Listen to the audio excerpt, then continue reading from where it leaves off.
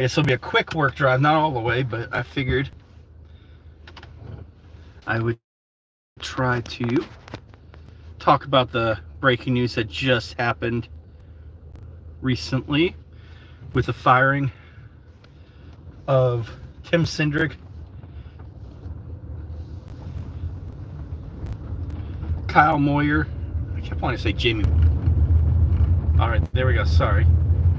I was on my internet at home and now I'm not. But yeah, no, but Roger Penske just announced today that they fired Tim Cindric, Ron Ruzinski, I believe. I'm terrible with last names, so. Kyle Moyer. They just fired him because of realistically, the last 2 years have been really bad for Penske's image. Everyone always has a little bit of cheating scandals. They're always trying to cheat, but these seem to be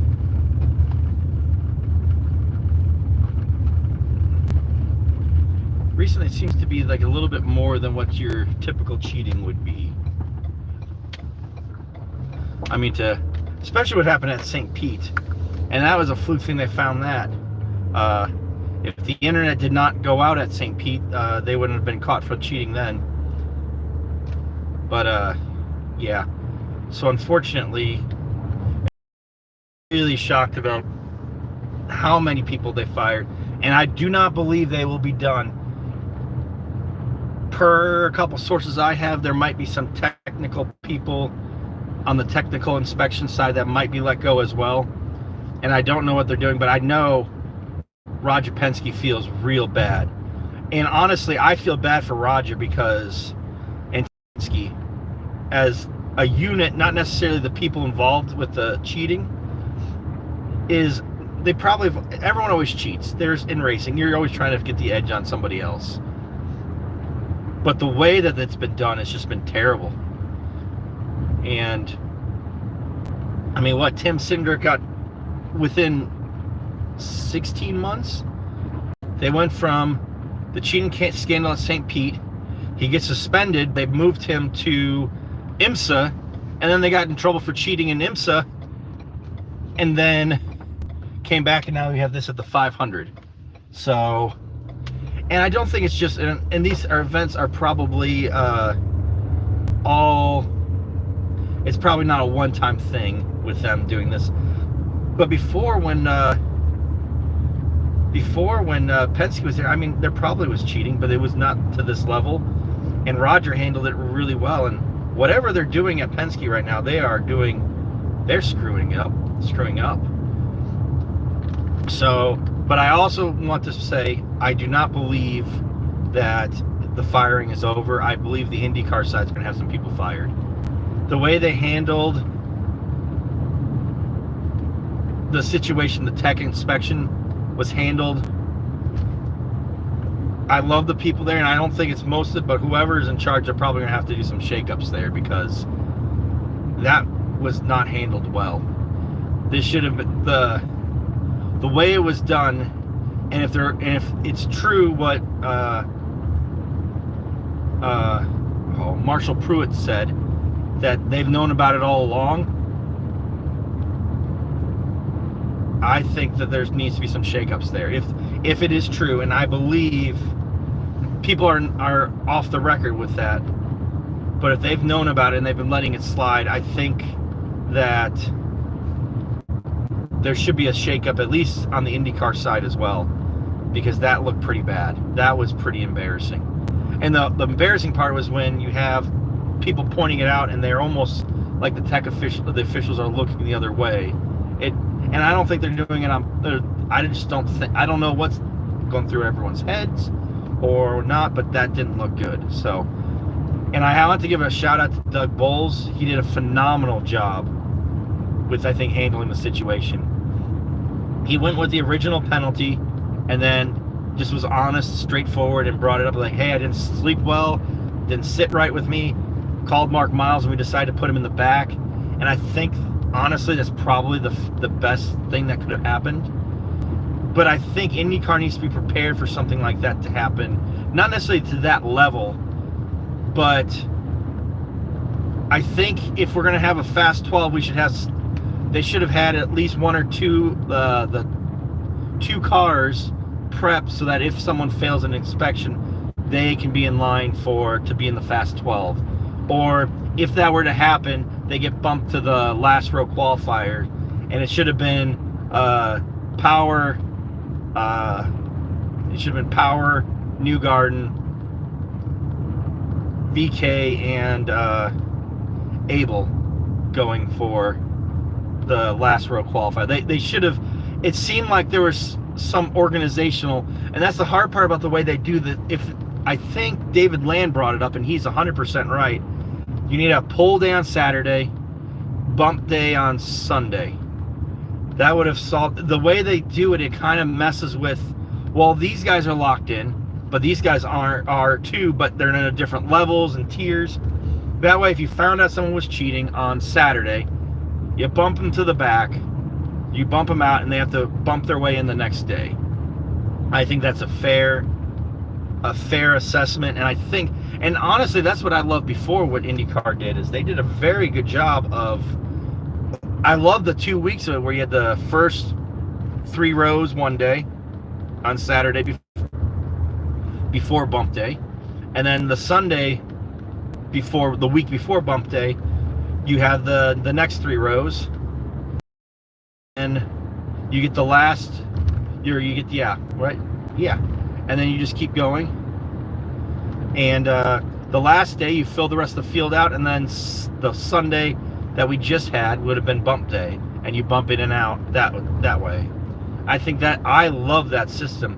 But the way they have it where you're guaranteed spots, that's on if you make the fast 12. There should be an integrity clause. Like if we caught you cheating, you're not going to keep your time. And I think that's what Doug Bowles, and props to him, because at the point when it all happened, it seemed like it was just kind of unorganized. Well, what do we do? And they should have people, if you're going to keep the system the way it is, have the top 12, and then have a few cars ready in case someone fails. Because I bet you Connor Daly would have been happy to go out there and qualify for the pole. He would have hopped back in the car and tried for it. I mean, they had a fast car with Juncos Hollinger, so at least have one car to the side. And I think Ray and Marco would have been perfectly happy not being bumped, or having to stress about being bumped on before the race. Or before the last row qualifiers went out. So, but yeah, if you could subscribe, we are trying to reach 500 by the 500. We're getting close, so if you could, that'd be awesome. But we are also just talking and reacting to the news that Roger Penske just fired Tim Cindric, Ron, and Kyle Moyer, which I am really surprised at how many people got fired. And it's not really shocking that they fired Tim Cindric, but it's so weird because he's been there. I can't remember a time he wasn't there since I started watching, and I don't know when he first started IndyCar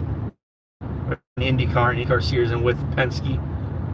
But to my knowledge, he's been there almost time I've been watching the series. So I am really, really shocked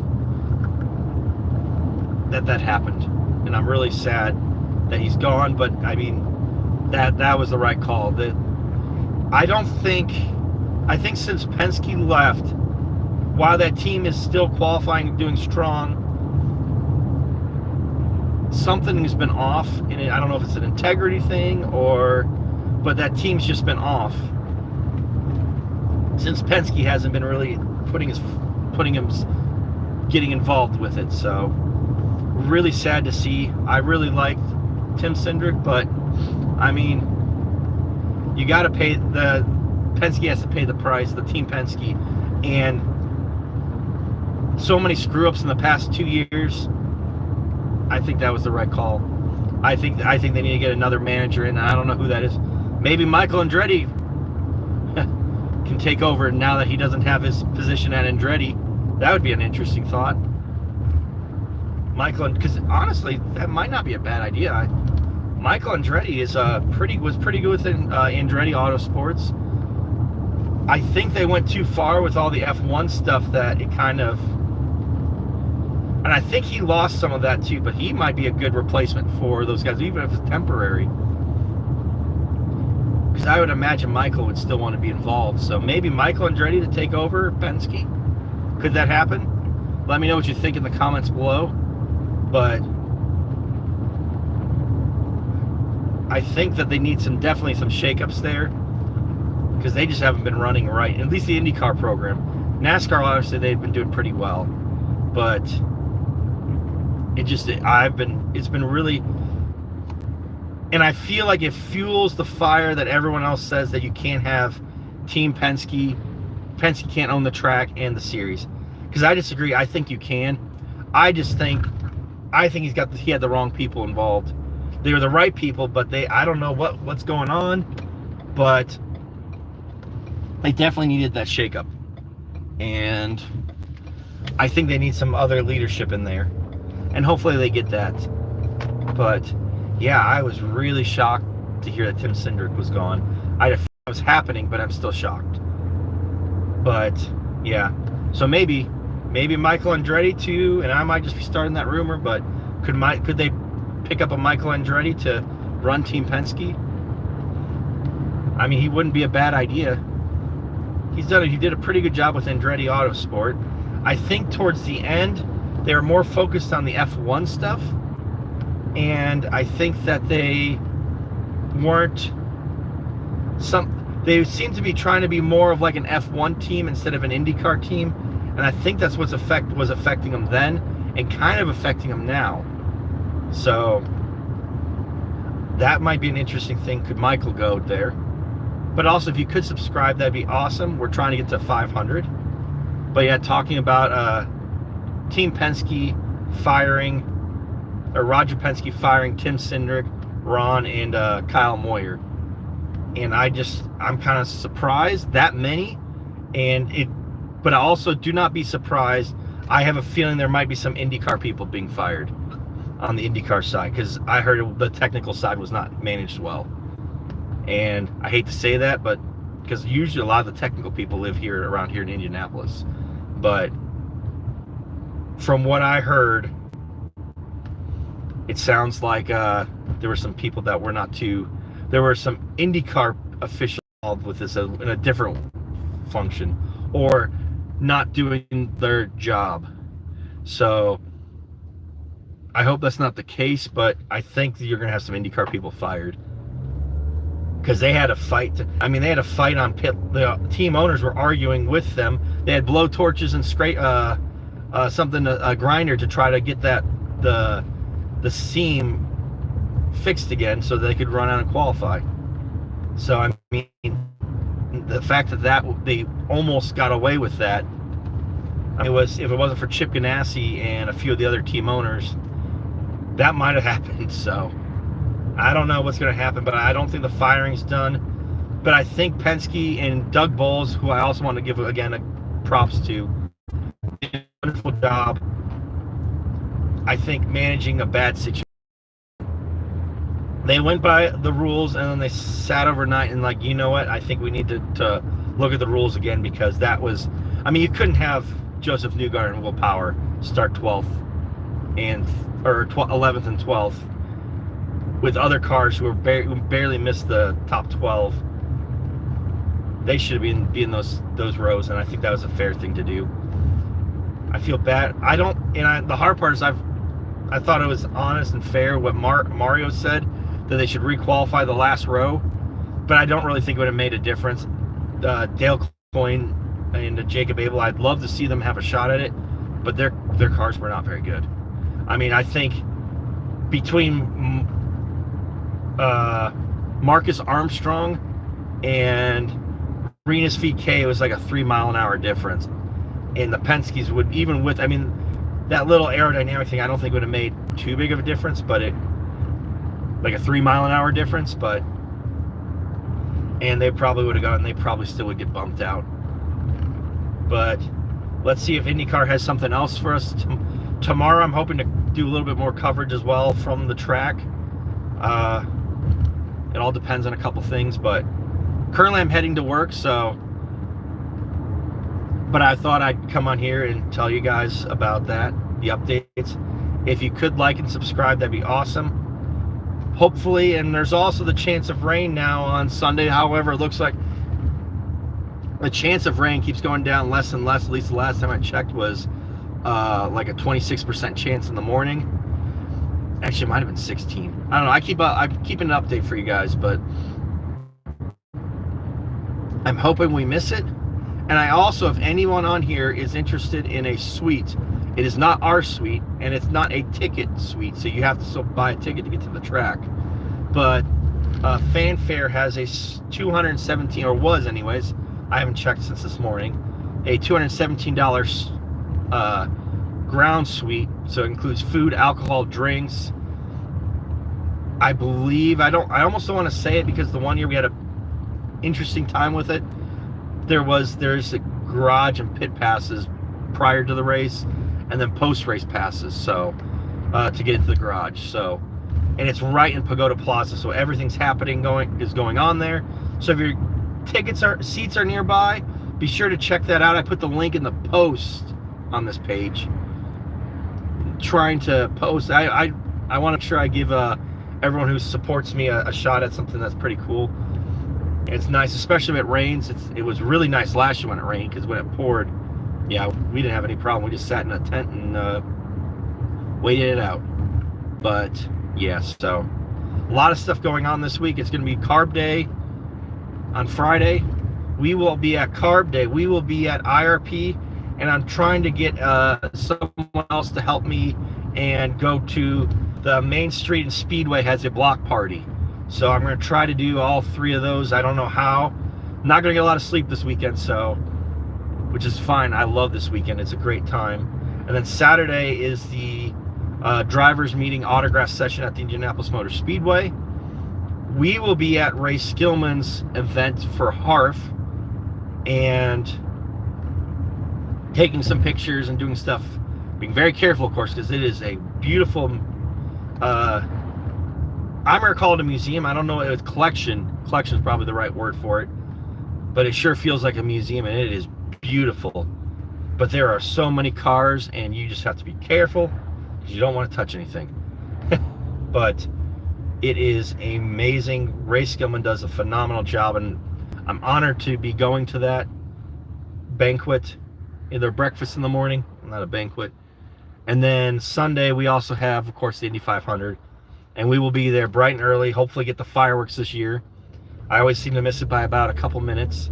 Get on track, and it's going to be a great time. So I hope to see you guys there. And if you could like and subscribe, that'd be awesome. We're getting up there. We're almost at 500. We need to really be at 1,000, but 500 is perfect too.